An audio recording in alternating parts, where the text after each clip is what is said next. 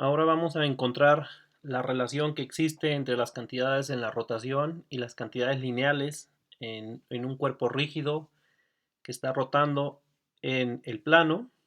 Para ello voy a invitar a un amigo que viene de Asia que nos va a ayudar con el ejemplo. Vamos a ver de qué se trata. Ese es mi amiguito, se llama COVID-19.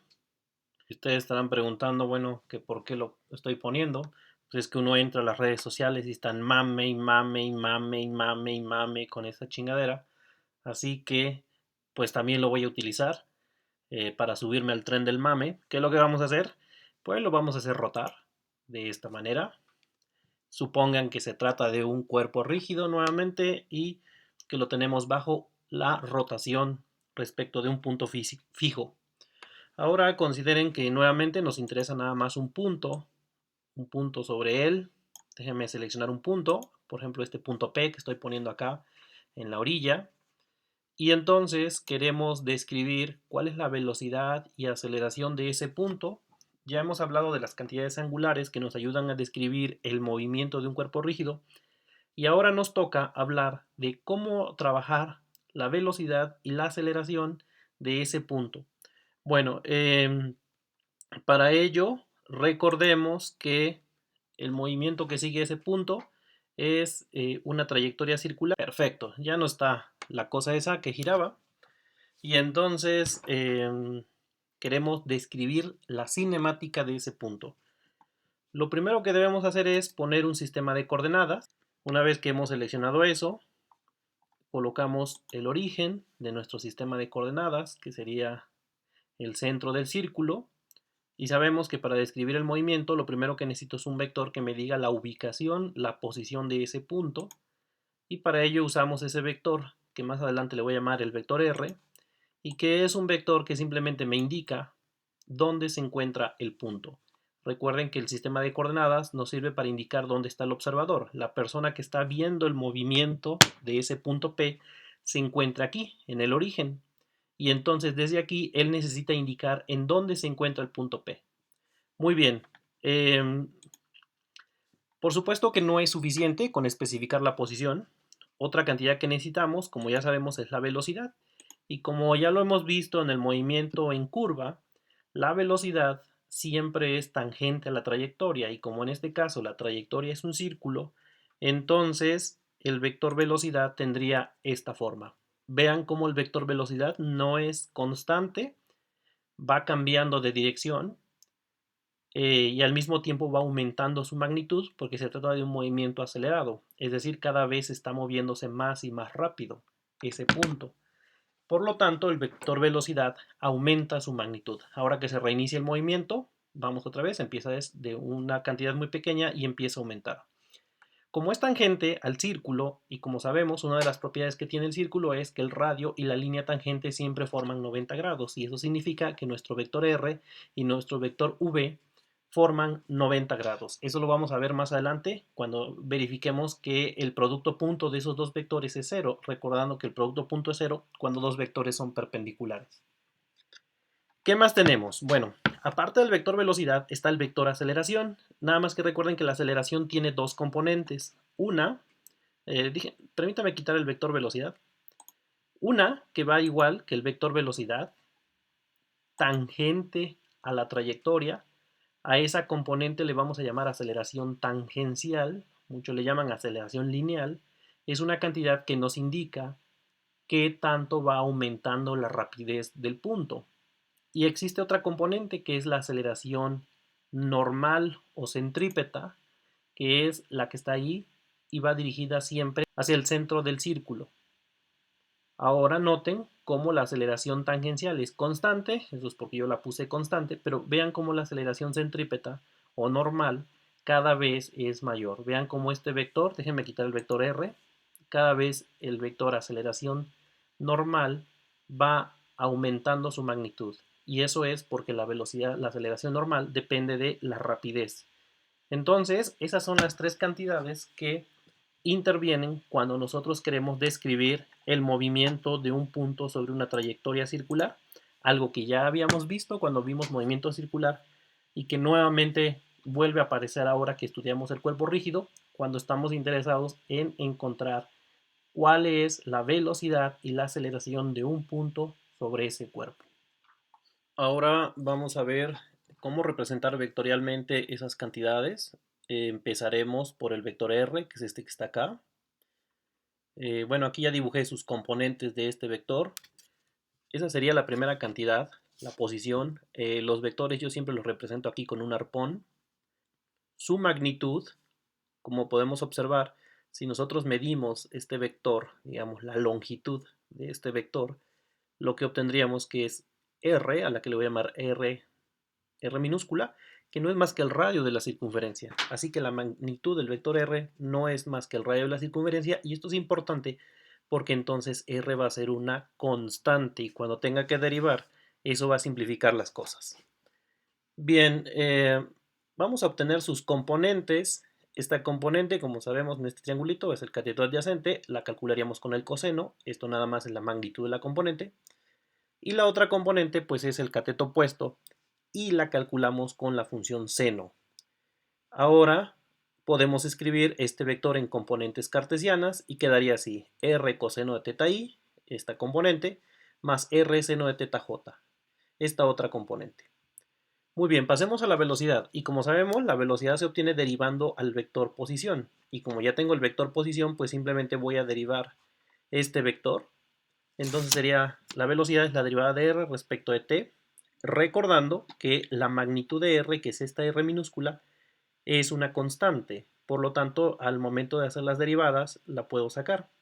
Lo mismo que los vectores unitarios i y j, ambos son constantes. Entonces, en esta primera parte, r e i podemos ponerlo fuera de la derivada y derivar únicamente el coseno. No olvidar que estamos derivando respecto del tiempo. Entonces debemos aplicar la regla de la cadena.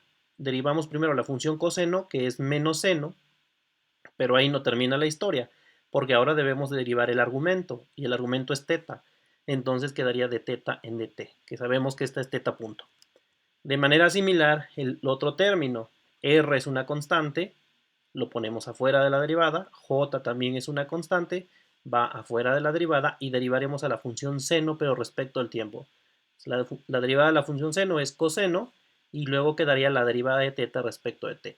Aquí ya podemos factorizar de teta en dt, sabemos que eso es teta punto o bien omega, como ya lo hemos mencionado, y quedaría así: r por teta punto, y quedarían estos términos para la velocidad. Ahora, ya lo habíamos mencionado previamente, este vector velocidad es perpendicular al vector r. La forma de comprobar que de veras es perpendicular es mediante el producto punto. Si nosotros hacemos el producto escalar o producto punto, que es como lo llamamos aquí en el barrio, entonces nos debe dar 0. Si hacemos producto punto de estos dos vectores, pues primero habría que multiplicar este término con este término de acá, sería r cuadrada, teta punto, y quedaría seno por coseno. Quedaría menos, por el menos que teníamos acá, r cuadrada, teta punto, seno por coseno. Y luego hay que multiplicar estos dos términos, que sería r teta punto por coseno de teta y r por seno de teta.